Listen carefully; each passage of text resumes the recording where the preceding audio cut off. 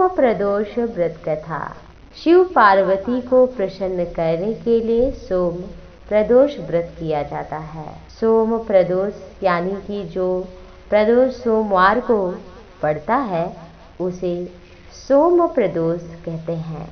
सोमवार भगवान शिव का दिन होता है, इसलिए इस दिन जब प्रदोष पड़ता है तो उसका विशेष महत्व होता है। सोम प्रदोष के दिन प्रातः काल उठें, स्नान आदि के पश्चात भगवान शिव की आराधना पूजा वंदना करें। सभी प्रकार से उनकी आराधना करें।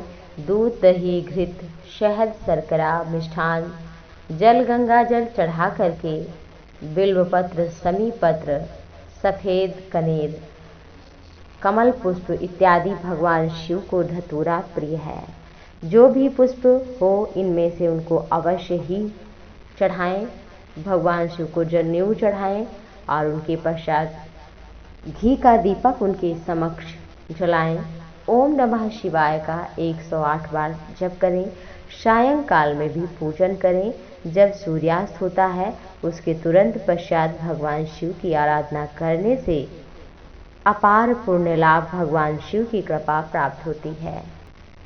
आइए श्रवण करते हैं पौराणिक कथाओं के अनुसार सोम प्रदोष व्रत की कथा। एक नगर था जिसमें एक ब्राह्मणी रहती थी। उसके पति का समय से पहले ही स्वर्गवास हो गया।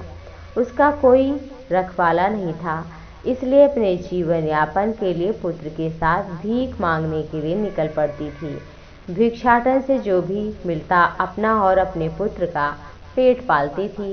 एक दिन ब्राह्मणी घर लौट रही थी तो रास्ते में उसे एक लड़का जो कि घायल था कराहता हुआ मिला।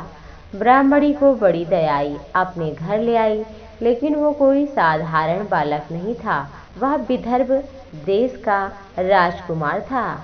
वह युद्ध में घायल हो गया था, इसलिए उस ब्राह्मणी को दया आई और वो उसे अपने घर ले आई। मालूम नहीं था कि वो विदर्भ देश का राजकुमार है। वो तो छोटा बालक जान करके ले आई। बेचारा मारा मारा फिर रहा था। वह ब्राह्मणी के घर में रहने लगा। दोनों ही साथ में बालक खेलते। बड़ा ही सुंदर बालक था। एक दिन अंशुमती नामक एक गंधर्व कन्या ने राजकुमार को देख लिया और उस पर वो मोहित हो गई। अगले दिन अंशुमती अपने माता पिता को भी सुंदर राजकुमार से मिलवाने के लिए ले आई। उन्हें भी राजकुमार भा गया। कुछ समय पश्चात अंशुमती के माता पिता को शिव भगवान ने स्वप्न में आदेश दिया राजकुमार और अंशुमती का विवाह कर दिया जाए। उन्होंने वैसा ही किया। ब्राह्मणी प्रदोष व्रत करती थी। शांडिल्य मुनि के कथनानुसार उसके व्रत के प्रभाव से ही राजकुमार को गंधर्व राज की राजकुमारी अंशुमती मिल गई और गंधर्व राज की सेना की सहायता से राजकुमार ने विदर्भ के शत्रुओं को खदेड़ा और अपने पिता का राज्य पुनः प्राप्त किया। राजकुमार ने ब्राह्मण पुत्र को अपना प्रधानमंत्री बनाया। ब्राह्मणी को अपने माँ के समान प्यार देता और सभी लोग प्रदोष का व्रत करते। उसकी पत्नी ने पूछा कि ये सब कैसे हुआ। कहा यह प्रदोष व्रत के प्रभाव से हुआ। और फिर उस नगर के सभी नागरिक स्त्री पुरुष श्रद्धा भक्ति भाव से भगवान शिव को प्रसन्न करने के लिए इस महाव्रत को करते। भगवान शिव इस व्रत से शीघ्र ही प्रसन्न होते हैं।